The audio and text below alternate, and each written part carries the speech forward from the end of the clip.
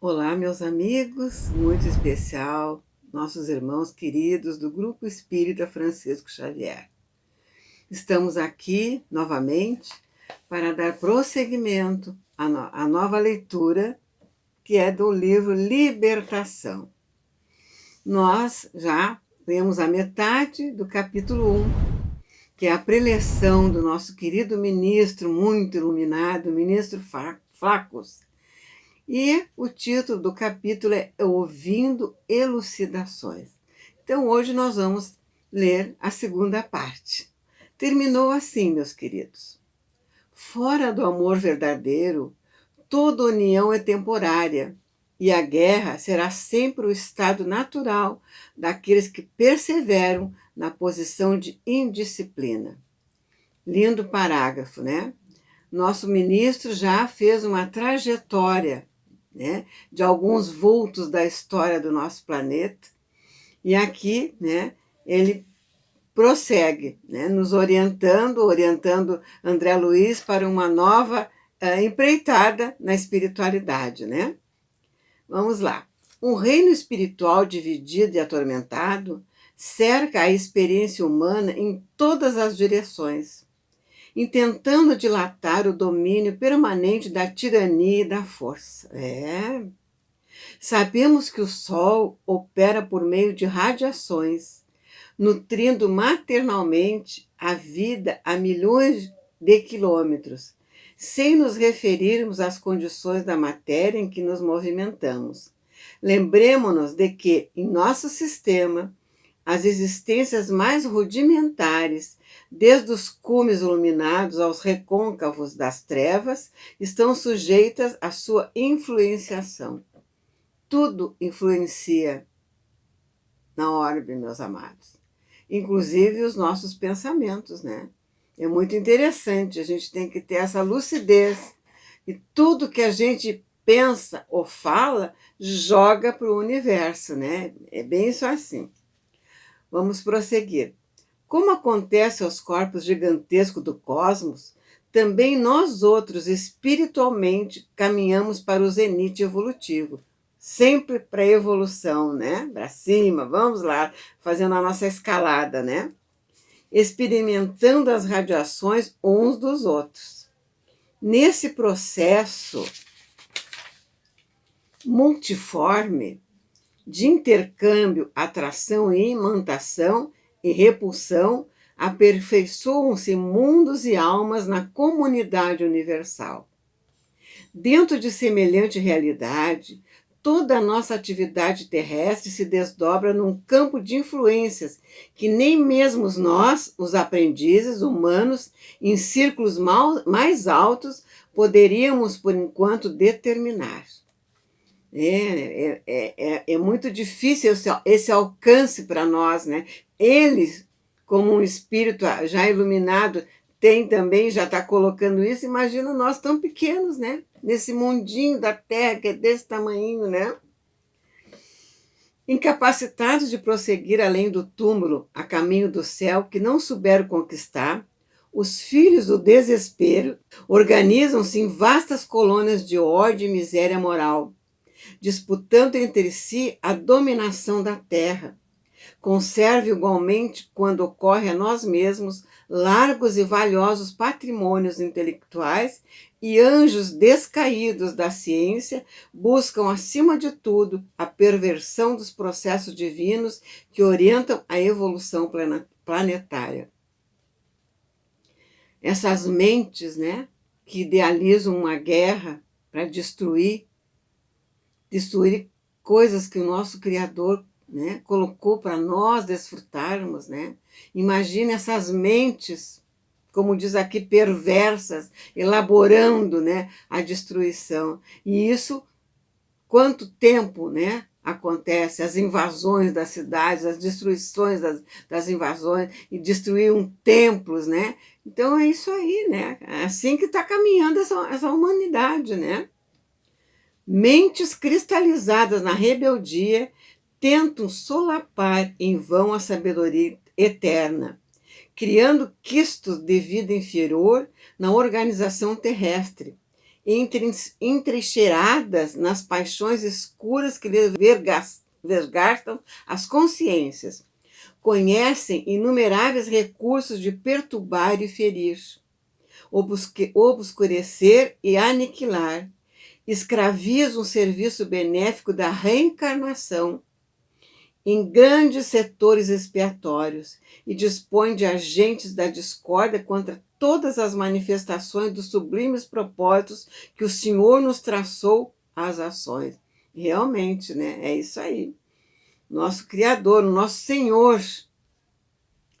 Os homens terrenos que, semi-libertos do corpo, lhes conseguiram identificar de algum modo a existência, recuaram tímidos e espavoridos, espalhando entre os contemporâneos as noções de um inferno punitivo infindável, encravado em tenebrosas regiões além da morte.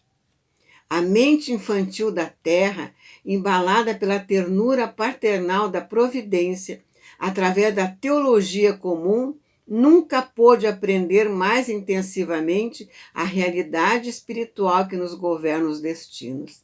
Realmente, né?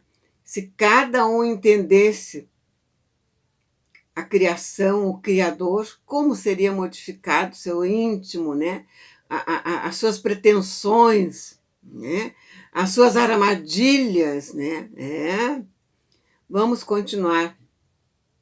Raros compreendem na morte simples modificação de envoltório e escasso número de pessoas, ainda mesmo em se tratando dos religiosos mais avançados, guardaram a prudência de viver no vaso físico, de conformidade com os princípios superiores que esboçaram.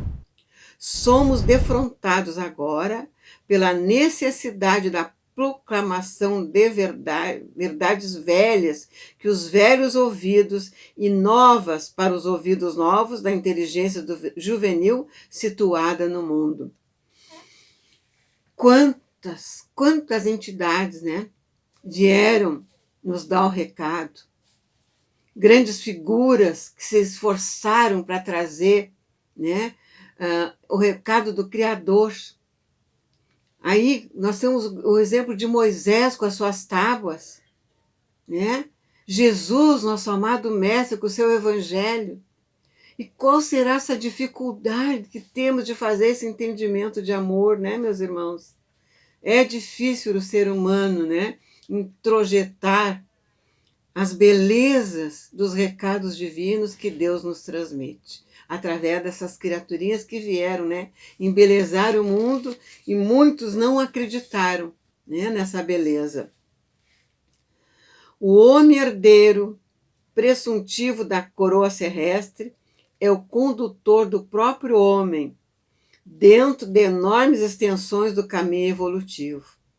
Entre aquele que já se acerca do anjo e o selvagem que ainda se limita com o irracional, existem milhares de posições ocupadas pelo raciocínio e pelo sentimento dos mais variados matizes. E se há uma corrente brilhante e maravilhosa de criaturas encarnadas e desencarnadas que se dirigem para o monte da sublimação, desferindo glorioso cântico de trabalho, imortalidade, beleza e esperança, exaltando a vida. Outra corrente existe, escura e infeliz. Nas mesmas condições, interessada em descer ao recôncavo das trevas, lançando perturbação, desânimo, desordem e sombra, consagrando a morte, espíritos incompletos que somos ainda. Aderimos aos movimentos que lhes dizem respeito e colhemos os benefícios da ascensão e da vitória, ou os prejuízos da descida e da derrota. Controlados pelas inteligências mais vigorosas que a nossa e que seguem conosco lado a lado, na zona progressiva ou deprimente em que nos colocarmos. Só depende de nós, né? Porque nós somos uma construção. Nós temos o livre-arbítrio e está aqui a escolha que podemos fazer, né? Entre o bem e o mal. para traçar nossa caminhada, é isso aqui. O inferno, por isso mesmo, é um problema de direção espiritual. Satã é a inteligência perversa. O mal é o desperdício do tempo ou o emprego da energia em sentido contrário aos propósitos do Senhor. Verdade, né? O sofrimento é reparação ou ensinamento renovador. E é isso aí, é a dor, né, que faz com que a gente se renove, porque ainda não aprendemos a nos transformar pelo amor. Então é isso aqui que Flacos vem nos falando, né, meus amados? As almas decaídas, contudo, qualquer que sejam, não constituem uma raça espiritual sentenciada irremediavelmente ao satanismo, integrando tão somente a coletividade das criaturas humanas desencarnadas em posição de absoluta insensatez. Misturam-se à multidão terrestre, exercem atuação singular sobre inúmeros lares e administrações, e o interesse fundamental das mais poderosas inteligências, dentre eles, é a conservação do mundo ofuscado e distraído, a força da ignorância defendida e do egoísmo recalcado, adiando-se o reino de Deus entre os homens indefinidamente. É o nosso atraso, né? É o atraso dos espíritos que ainda não se viraram para o bem, né? E que a gente pode resvalar, né? Porque caminhamos com desafios grandiosos, né? E a gente às vezes desliza sem se dar conta, né? De milênios a milênios, há regiões em que respiram, padecem extremas alterações, qual acontece ao campo provisoriamente ocupado pelos povos conhecidos. A matéria que lhes estrutura a residência, sob tremendas modificações, é precioso trabalho seletivo. Se opera na transformação natural, dentro dos moldes do infinito bem. Entretanto, embora de fileiras incompactas, incessantemente substituídas, persistem por séculos sucessivos, acompanhando o curso das civilizações e seguindo-lhes os esplendores e experiências, as aflições e derrotas. Fazendo-se nova pausa do ministro, que se me pareceu oportuna e intencional, um companheiro interferiu indagando: grande benfeitor, reconhecemos a veracidade de vossas afirmativas. Todavia, por que não suprime o Senhor, compassivo e sábio, tão pavoroso quadro?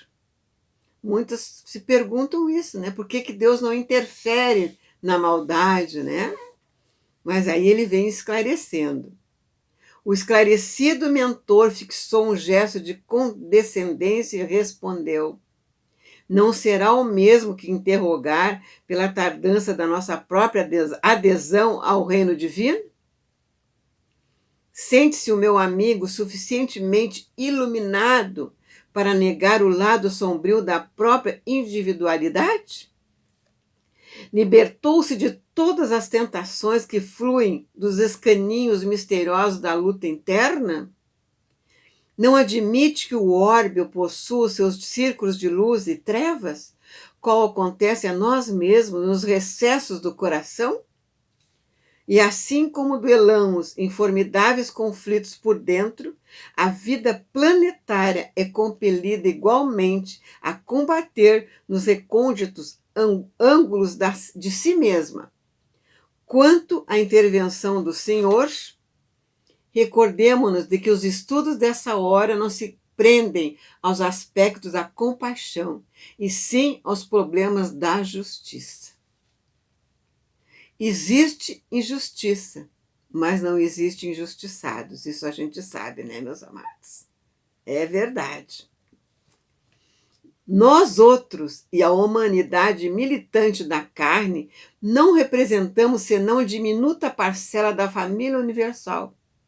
confinados à faixa vibratória que nos é peculiar. Somos simplesmente alguns bilhões de seres perante a eternidade. E estejamos convencidos de que se o diamante é lapidado pelo diamante, o mal só pode ser corrigido pelo mal. Funciona a justiça através da injustiça aparente, até que o amor nasça e redima os que se condenaram a longas e dolorosas sentenças diante da boa lei. É uma verdade.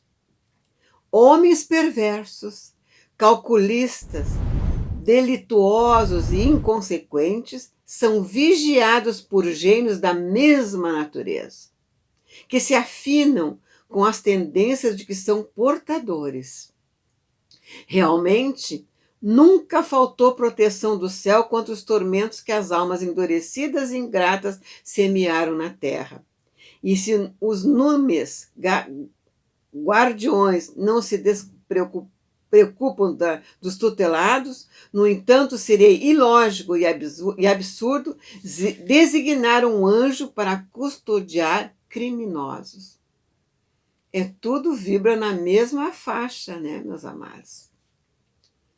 Os homens encarnados, que de maneira geral permanecem cercados pelas escuras e degradantes irradiações de entidades imperfeitas e indecisas, quando eles próprios, criaturas que lhes são invisíveis ao olhar, mas que lhes partilham a residência. Em razão disso, o planeta, por enquanto, ainda não passa de vasto crivo de aprimoramento ao qual somente os indivíduos excepcionalmente aperfeiçoados, pelo próprio esforço, conseguem escapar na direção das esferas sublimes. Considerando semelhante situação, o Mestre Divino proclamou perante o juiz em Jerusalém: por agora, o meu reino não é daqui. E pela mesma razão, Paulo de Tarso, depois da luta angustiosa, escreve aos Efésios que não temos de lutar contra a carne e o sangue, mas sim contra os principados, contra as potestades, contra os príncipes das trevas e contra as hostes espirituais da maldade nas próprias regiões celestes. E assim, né, meus amados, o nosso pensamento, por isso que Jesus colocou para nós orai e vigiai, para que a gente não atraia, né, essas entidades que tentam nos assediar conforme a nossa vibração. Então, a necessidade de cuidado, né, do pensamento firme, que se faz presente em todas as horas. Porque nós vivemos um plano de provas e expiações. E corremos o risco, né, de qualquer momento ter essas tentações e nos entregar. Por isso, nós temos que ter muita atenção em nós, nos nossos pensamentos, nas nossas atitudes, naquilo que a gente diz, né, meus amados? Vamos prosseguir. Além, pois, do reino humano, o império imenso das inteligências desencarnadas participa de contínuo no julgamento da humanidade.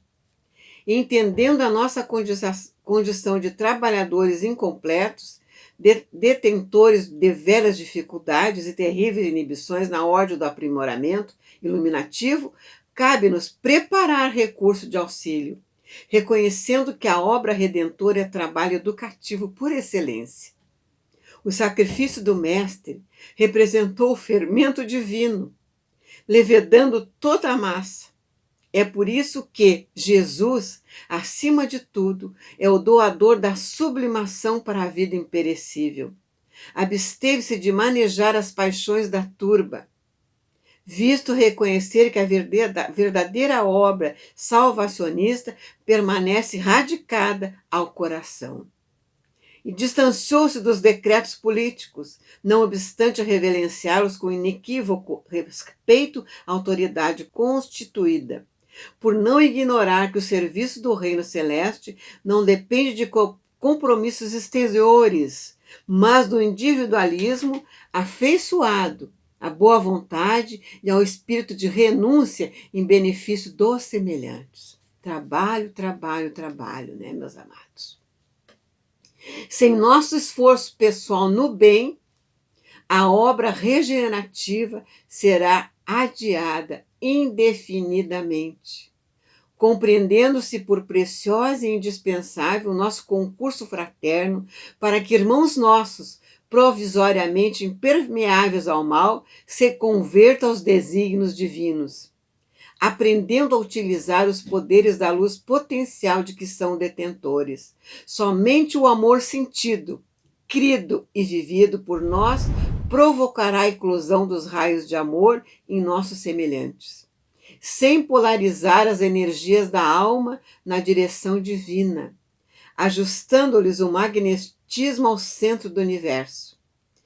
Todo programa de redenção é um conjunto de palavras pecando pela improbabilidade flagrante.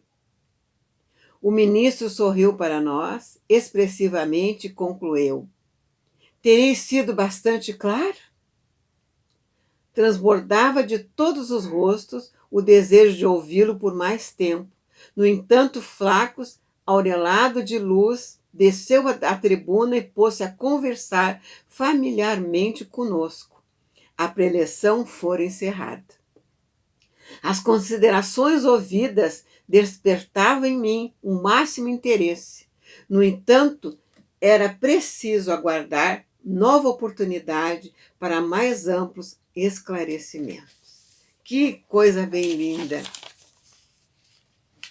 E a providência divina tem tanto amor pela humanidade que envia espíritos dessa estirpe para esclarecer.